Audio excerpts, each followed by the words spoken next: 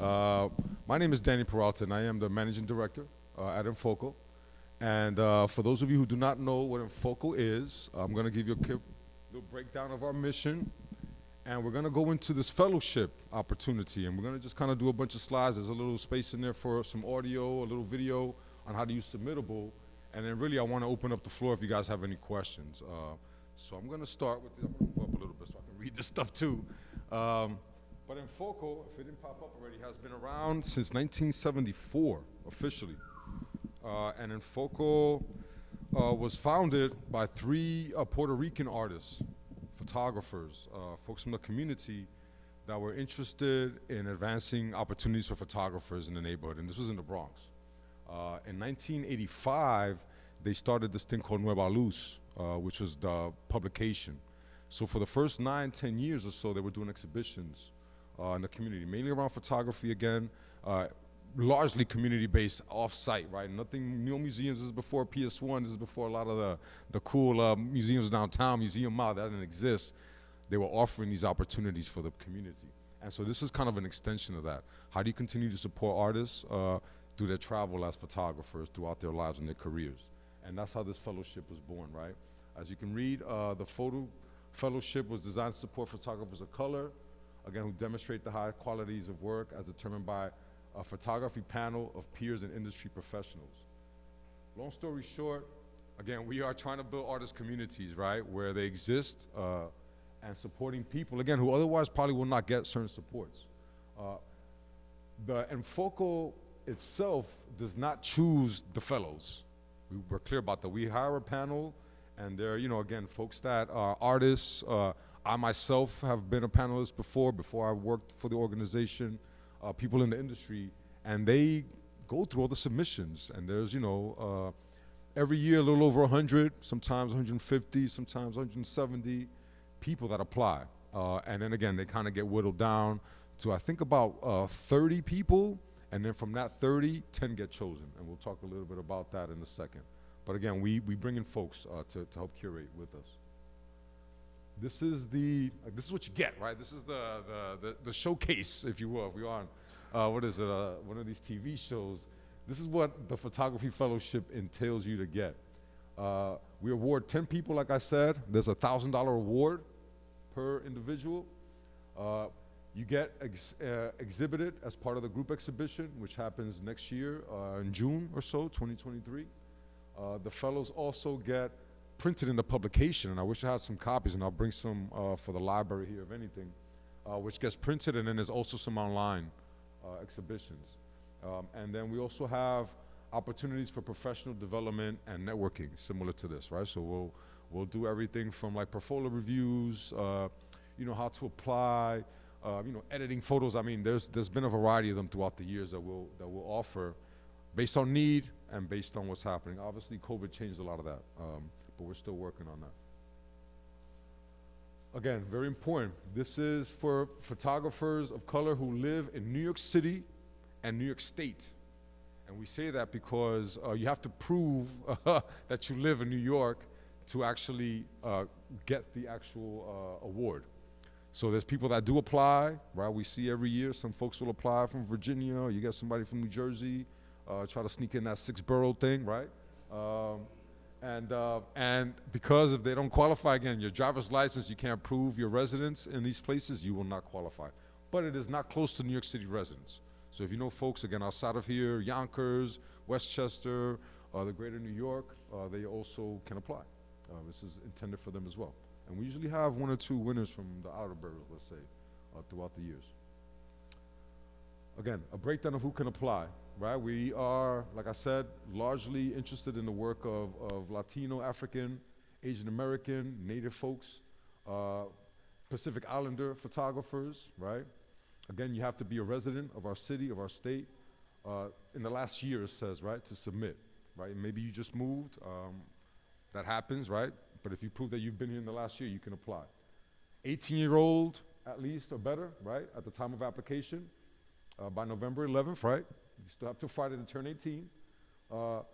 Collaborating photographers are eligible to apply, but only one can apply for the submission. So let's say you work in, I don't know, in teams, You can apply, but again, one person is the individual who submits. Previous recipients must wait at least 3 years before they reapply. So if you have gotten the fellowship before 2020, you can apply anytime after that. You are ineligible at this time. But some folks have gotten it in the past. And I've seen, I think, at least one person who's gotten it maybe 3 times in the last almost 40 years or so, which is not 40 years, but yeah. But they've been, featured in the magazines and about loose about 3 times. And in the photography, for consideration, must represent work completed after 2020. Again, how do we prove that? I don't know. But you guys decide, right? You tell us. Maybe you edited it last week and you took it 5 years ago, it counts. I don't know. You submit it. There's going to ask you, though, for a date of completion, at least a year. And I'll show you at the end a little bit of how I applied, and it maybe gives you a sense for what an application might look like. And again, if you have any questions, please stop me. I'm talking. Please, yeah.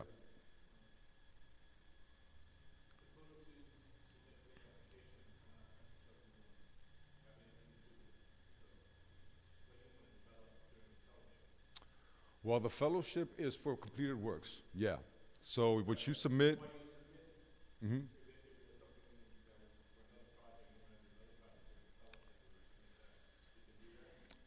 No, because they're going to choose from the images that are in the system. So once you submit it, it's a submittable. That's what we'll see.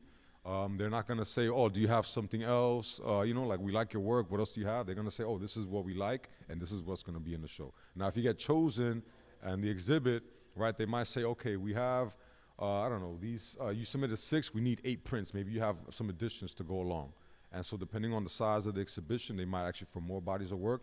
But what you submit is what it is. The fellowship is not for work to be done, it's for work that is completed. Yeah, or work that you deem completed, let's say that. A body of work that you are willing to share. Let me say that, yes. No, that's the best part, is that people submit based, yeah, well, you submit what you feel like it best represents your body of work. And again, at the end, I'll show you a project that I did years ago, 6 or 7 years ago, that I applied with. And it was one complete body of work. That actually was a work in progress at the time, but it was accepted. But yeah, there's no theme, you have to submit about this or that topic.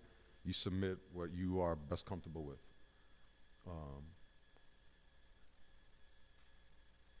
Sorry. Here we go, okay. This is the question, who cannot apply, right? Graduate or undergraduate students who are matriculated in fine art or photography degree programs at the time of the application submission. And then anybody who works for EnFoco, myself, our board members are also ineligible to apply. And I think that's pretty straightforward. Again, if you are, people asked us before, I'm a philosophy student at CUNY, Hunter. Can I apply? Yes. You might be able to, because again, you're not matriculated in fine art or photography. So a consideration for some artists that are still learning, but not maybe formally. I didn't make the rules, sorry. But it is a requirement. This is a little bit on the panel process, right? So again, the fellowships are selected based on excellence and quality of the work submitted, right? All the work reviewed by the panelists is selected from a pool of photography-related professionals, such as photographers, curators, critics, collectors. Each year, new panelists are chosen, again, to ensure a fresh perspective in the fellowship process. And the board of directors, again, review the panel recommendations to ensure the integrity of the process and formally approve the fellowship attendees, right, awardees. And again, that's after the selection has been chosen by the panelists. Yeah, I've never seen or heard of any work that was selected not being exhibited. That's very important to us. Yes. Please. How many photos do we submit in the application that you would consider for the show? Well, I believe the application allows you to submit 10 images total. Yep, I believe it accepts 10. And then you can put into 10, up to 10. I believe it's 6 to 10. I know when I applied it was 6. But I feel like in the last couple of things that I went into, it may have been up to 10 images that I saw per person submittable. I think submittable has more capacity now. So I think they're actually for 10, yes.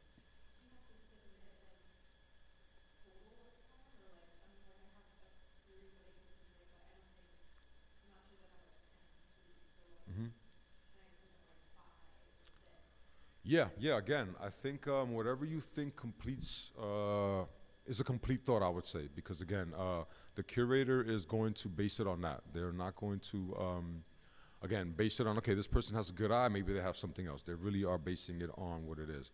If you could imagine, you have three people going through over 100 applications and selecting it's a lot. So yeah, so taking the guesswork out of it. Yeah, what's next is really what's here. What we have is what's next. That's the show. Yes, please. Okay, got you. So 7:20. See that? So he knows better than me. Thank you. Good question.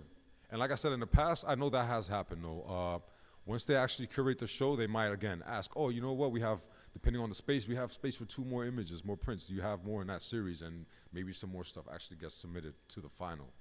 But for the most part, they're selecting it based on what they're seeing. Yeah, and then they might they might add to it afterwards. A good question. Yeah. The award notification. Again, the 10 fellowship recipients will be notified via email, which is how everybody applies. Initially, you get the $500 award, right? It's a two-payment kind of piece. Initially, we give the 500, and then when the show comes up, actually the day of the exhibition, there's the remainder, the other $500 check for the $1,000 piece. And all the work, we print all the work, so you don't have to, that's not an added cost to the artist. We frame the work, we mat the work, we put it up.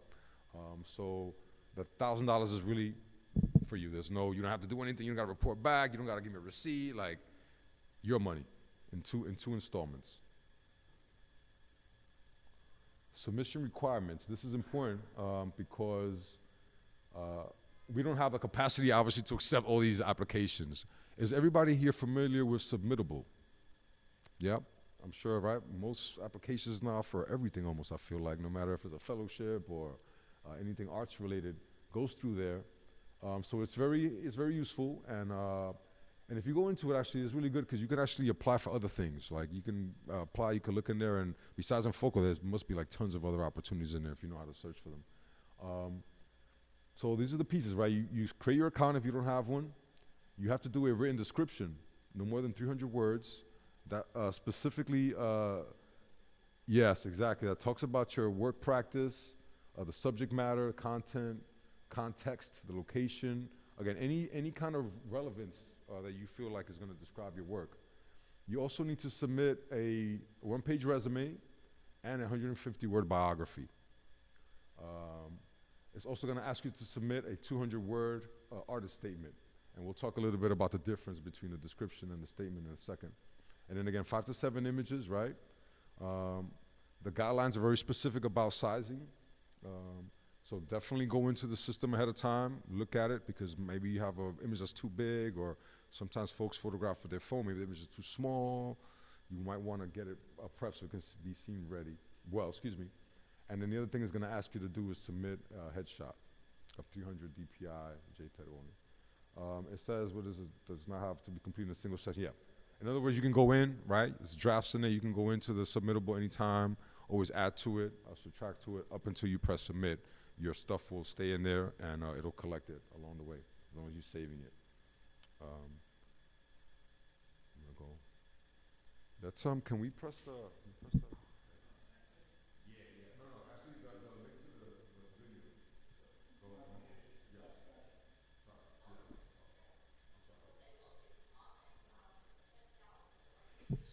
Hold that thought. Yeah. Can you guys hear that? Is that okay? Okay. Just a tutorial. If you can.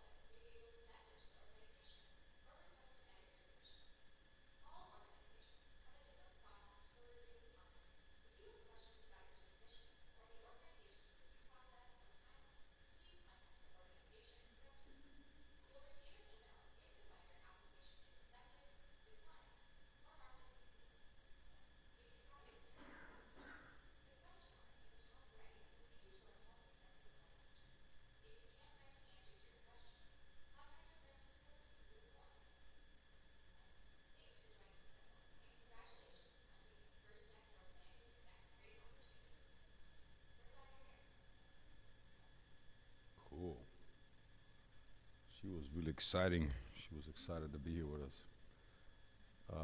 Thank you. Let me see if we can get it.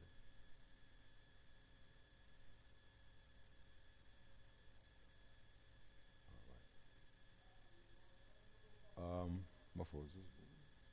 Yes, so this is again. This is what it's going to ask you. This is the first page of this thing. It's going to ask you for your name, right? Pretty straightforward. Everything with an asterisk, you have to put in there. If not, it's not going to accept the application. So please be mindful. Anything with an asterisk definitely means you have to put it in there. This is just one of our staff, Kimberly, right? This is her information, right? These are the things you want to put in there. That's our office address if you need it. That's our email address. Phone number, look at that. We just gave ourselves a plug. Look at that. We're all these things. We are EnFoco. There's our handle. Again, we didn't put the headshot in there, but you know, we're legit. We live here for sure. It's gonna, yes, all of these things are gonna be in there. Again, it's gonna ask you for a PDF, a docx, or a doc only to upload for the resume. That's a separate document. Let's see what it says here. I think it's gonna tell us something about proof of residency, yeah. That's gonna tell us this thing here. So for proof of residency, you need to have in here a photocopy, again, of your driver's license or state ID. A utility bill is accepted, phone, gas, electricity. Cell phone bills are not up to me. Rent of, copy of rent receipt or lease agreement, and a copy of your New York State or federal tax return. And mainly we're looking at the address. So if you want to submit your tax information, please redact anything you do not want us to know, just for cautionary cases. Yeah, you don't want that. You don't want that. Hold on, let's see what this is. District Council is going to ask you for that. You can Google that. If you go to the council.nyc.gov district, put your home address, it'll tell you where you're located, right, in New York City. And this is your city council district, just so you know that. And again, that tells us where you live, important. And then submission requirements. The artwork description, again, no more than 300 words, excuse me. Again, that describes the aspects of your work, practice, subject matter content, all that good stuff. This is a little breakdown of what that means, right? Please be specific, right, to the work that you're presenting. So if you want to talk about the work that you're doing in your statement, that makes more sense. Try to keep it succinct, because if you talk about one thing and it doesn't match up, that also doesn't support your application, it doesn't help. Again, yes, don't let your ideas delve into vague sentences, generalizations, hone in on some of the key factors, again, that inspired your work and application, and describe how these elements relate to the larger ideas. Questions to consider. What is your work about? What is your relationship with the subject matter? And how does this work represent the primary concerns and intention of your practice? As an exercise, consider this question. How would you explain your work to someone who has never experienced it before? Yes. We can, yep. It'll also be online, yep. We have a presentation, yep, if you want to see it, definitely, yeah. And that's why I have an email. Yeah, we can share it. Yeah, 100%. Yeah, I have an email, so I can maybe send it to you guys if anything. Yes. And I think we have it on our website also. If you go to our website, there's a video that it does this whole thing without me in it. It just has one of our staff members running it, yeah. But this is good because it's Word, yeah. It just goes one to the X. And exactly, it has some good prompts, and it gives you kind of a sense. Again, submission requirements, one-page resume and a 150-word biography. Questions to consider: where were you born and where do you live? After that, where are you currently based? What has been your artistic inspiration and why? Your favorite medium? Do you use any special techniques? Do you have any formal art education, or are you self-taught? Any art exhibitions you've been a part of? Any of your work in any collections? Again, any relevant community work? Presenting at the Uptown Gram. All these things are relevant to who you are as an artist, right? And that one pager, that biography potentially. Definitely don't be shy. Don't be modest. This is your time to show off who you are. Just in 150 words, that's the trick. Submission requirements, again, the 200-word artist statement. Describe the primary interests of your practice, right? Your artist statement is written description of the work that gives your audience deeper insight into it. It may include your personal history, the symbolism, you give materials, or the issues you address.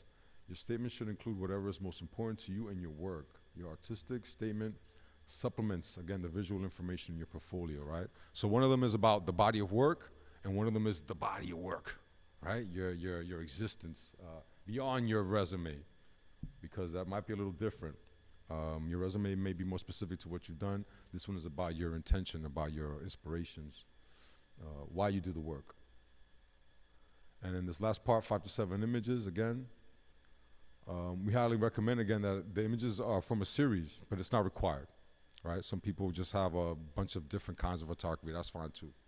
And sometimes the curators are able to kind of tease that out, right? They might see themes that make sense to them, even if you might not. Still be clear with it. And I know I suffer from that. I just keep making stuff, and I don't know sometimes where it lands. This is the pixel format, JPEG only. If you notice, I don't know, the last 2 years, the iPhone switched over from like a JPEG format to like a HEIC, or there's like all these different. Please be mindful of that when you try to submit. Because if you're pulling something from cell phones right now, PNG is not the going rate anymore. It's not the only kid on the block. There's other formats that photography lives in depending on where you're. Think about it. Yeah, it's crazy. But everybody has their own thing now. But this thing only accepts JPEGs, so be very mindful of that. 3,300 pixels on either side for the largest side, no matter what, if it's vertical or horizontal. You don't want it any bigger than that. It's not going to accept it. And if you have any questions, again, please ask. Feel free.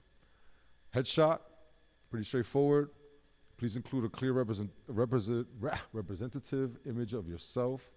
If you're selected for the fellowship, this is the image that's going to be used on press, promotional materials, announcing you as an award recipient. My mother-in-law's here, so I gotta put one in properly, right? But you want your mother, you want people to see you on this thing. Get you a nice picture, put it in there. Maybe take some time to do it, because it's really nice to have it. I don't know. I'm always a proud parent that way. I like to see the people all dressed up and looking cute on the images. Somebody's gonna see it. And then this is just about deadlines. So today is November 7th. Yeah, so we have all of, 48 hours or something to think this through. You can start now, right?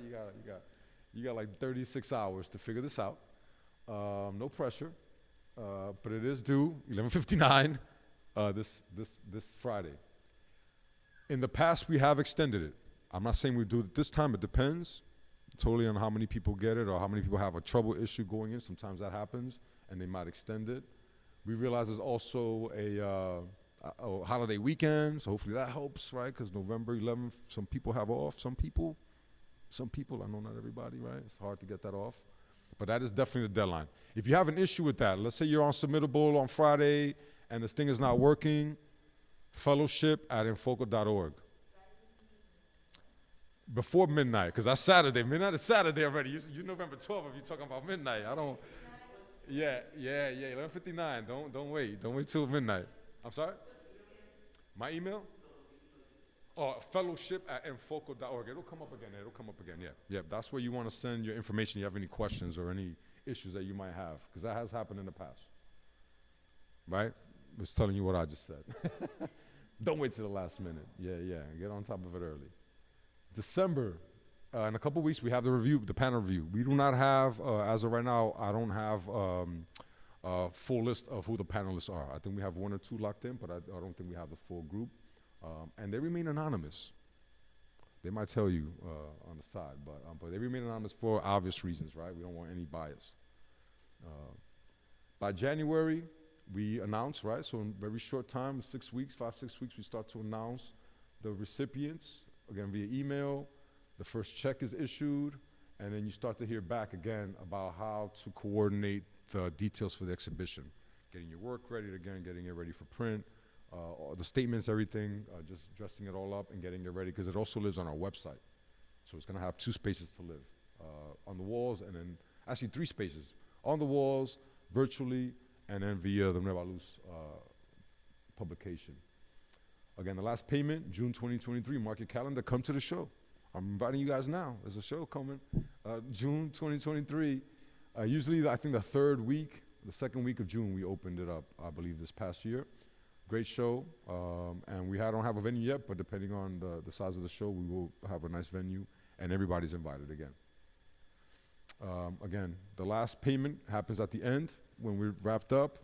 And that's kind of it. Some tips. Again, plenty of time. Give yourself plenty of time to upload your samples and submit your application, right? Again, they're considered by the panelists. If the images are too small or they're pixelated in the wrong way, right? If there's a disregard for how the quality, that does not help your case.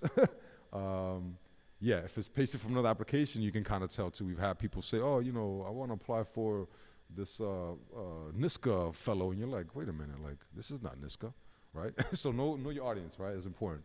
Make sure, again, you check for spelling, grammatical errors. I think Submittable does that, but I think that helps. Again, I'm not the best writer.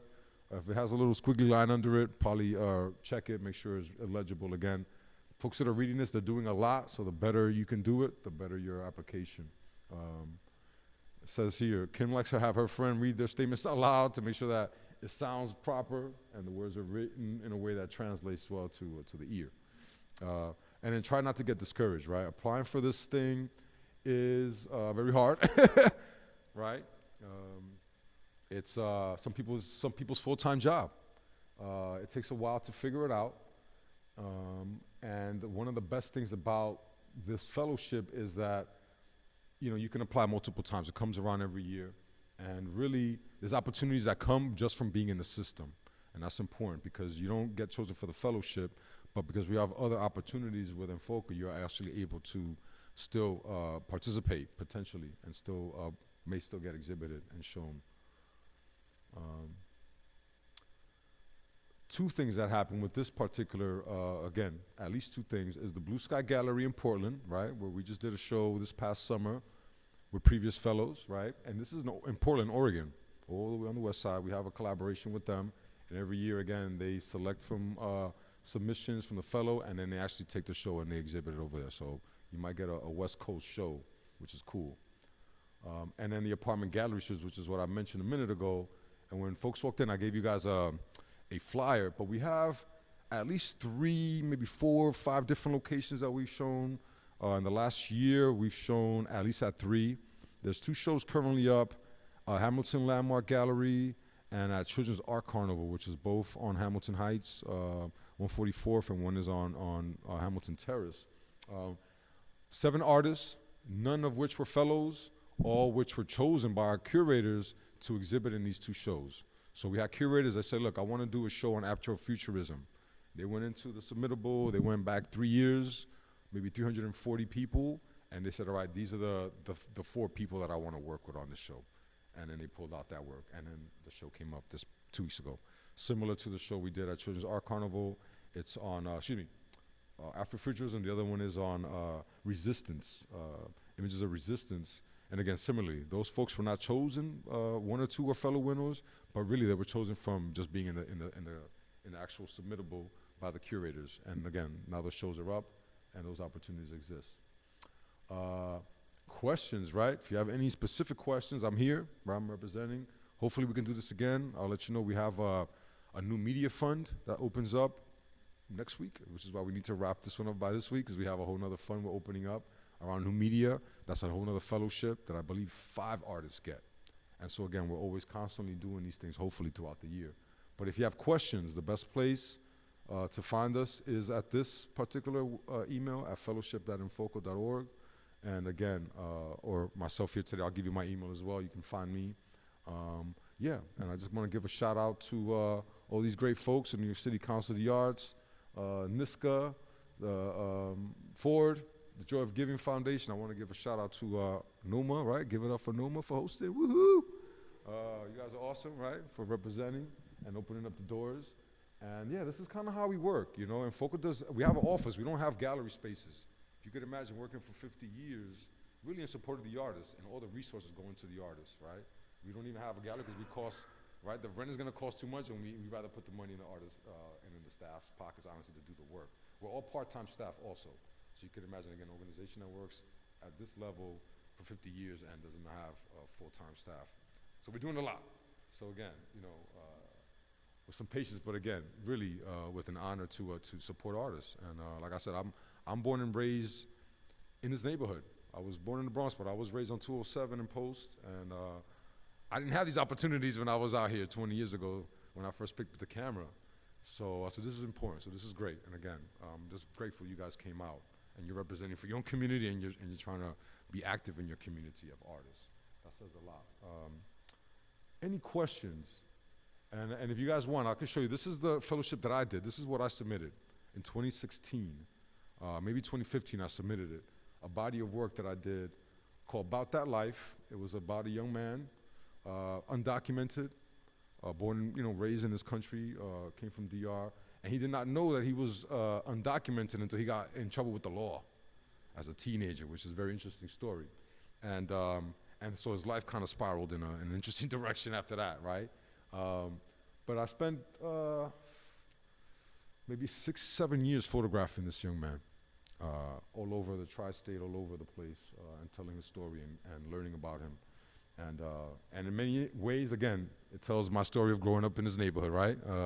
The folks that I encounter, my family and friends. And again, I'm not a great writer. I probably worked on this several times just to make sure, and it's still maybe not the best written thing. But the idea, again, was to try to capture all of that that I had in my mind in those 300 words so that we can apply and again, honor the story. And, this is how I submitted my work samples, right? They ask you to put titles and they ask you to put...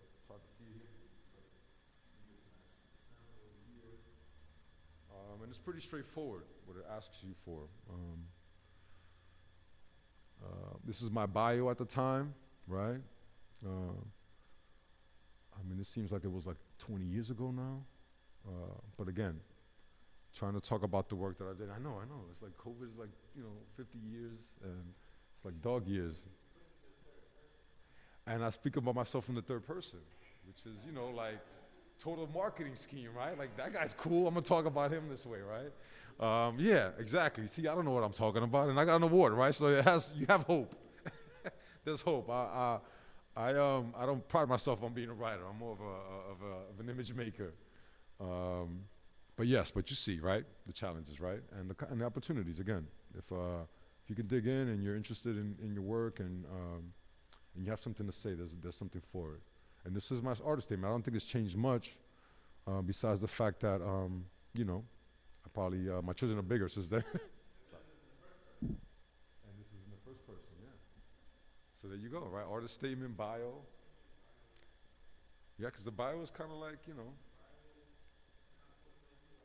Yeah, it's supposed to be like somebody saying it for you, kind of. Yeah. It's me, yeah. It's my voice, yeah.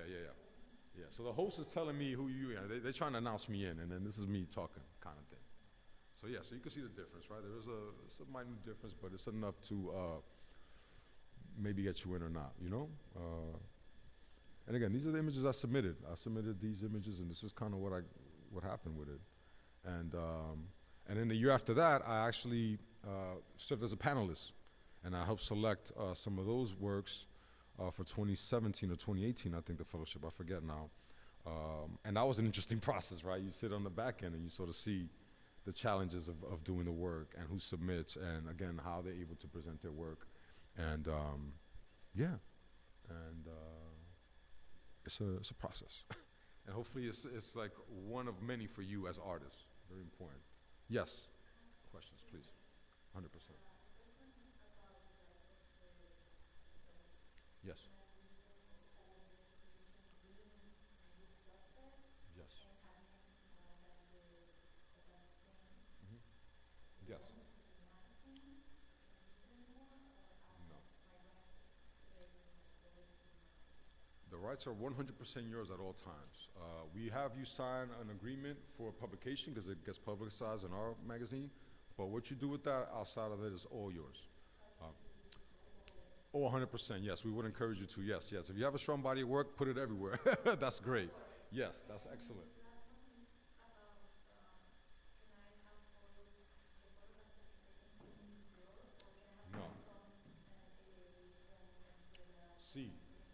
Yes. Yes, yes. Your vision is your vision. Yes, yes. Just keep it in the timeline. Again, that could be tricky too, right? You can. Oh, I edited it last week. It was 5 years old, but I put a new, I recropped it. That's a new image. I don't know. Digital. Yes, yes, yes. Um, the bodies of work. If you look in. I want to send you to our website. Go to enfoco.org. Go to the archives. There's a little section that says archives. Click that. It shows you all the Nueva Luz issues, all the way back, 77 issues. Check that out. History, amazing bodies of work in there. Very prominent photographers showed there, and now they're like, MacArthur winners and all kinds of fancy folks. Look through that. See again how people have done it in the past, but yeah, there is no. The only thing I will say is that we sell the publications, right? They're posted. We sell them at cost. We don't make any money off of it. So they're like sold for like $15 an issue. So so the $1,000 is kind of maybe offset the cost of that, and also again to honor your vision, right? And it is going to be shown again. We don't print more than 200 issues, so we don't make any money. This is really like a promotional piece, and it's really yes. No, you're 100% belong to they don't belong to us. That's all your images, and we give you credit on our website. And like I said, everybody signs an agreement.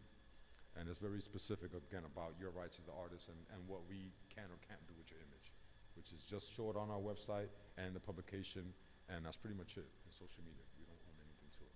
Yeah, yeah, very important. Yes. Yeah, you can order back issues. They're totally free for downloading, so you can PDF them, but we have a lot of them. You can actually go into the subscription and order them. Yeah, go into the website, and you can actually get copies from back in the day. Yeah, if they have them on them, we can definitely send them to you. Yes, go to enfoco.org. That's our website. That's the main site for us. And if you go in there, all the top headings, off the top I can't remember, but I know there's definitely one that says Nueva Luz, and that's where you click, and then all the archives come out. We also have a study center that's opening up in January based on the archives. So like 50 years, not only of photos and exhibits, but a lot of other ephemera, posters, videos, all kinds of things that live in our archives that are kind of tell this larger story of EnFoco. And we're going to be doing a lot of work around that as well coming up. And then, like I said, we have a new media fund application opening next week. Look out for that. And that's new media is, I guess, anything related to internet-based production. So maybe folks that are using AI, or folks that are using podcasts, or, like this mixed media-y kind of thing that happens now. That's not just a flat image on a wall. That's more dynamic. We support those artists, and they get a grant, and they actually do create a body of work with that grant, and then they come back and they show us that body of work. So it's a different kind of application and a different process, yes.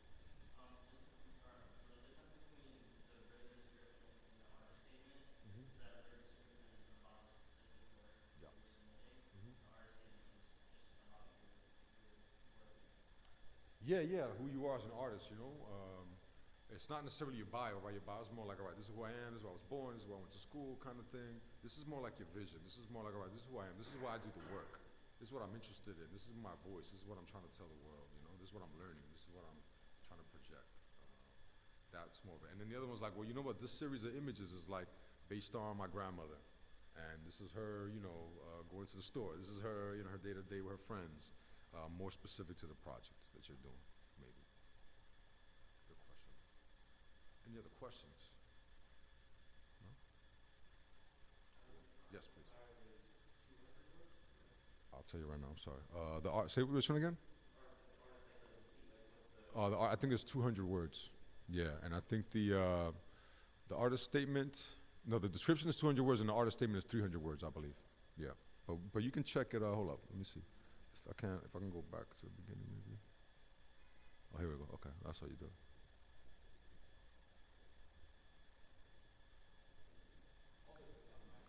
Yeah. I don't know how it went up one, and now it doesn't want to go up the other ones, but. Hold up, let me see.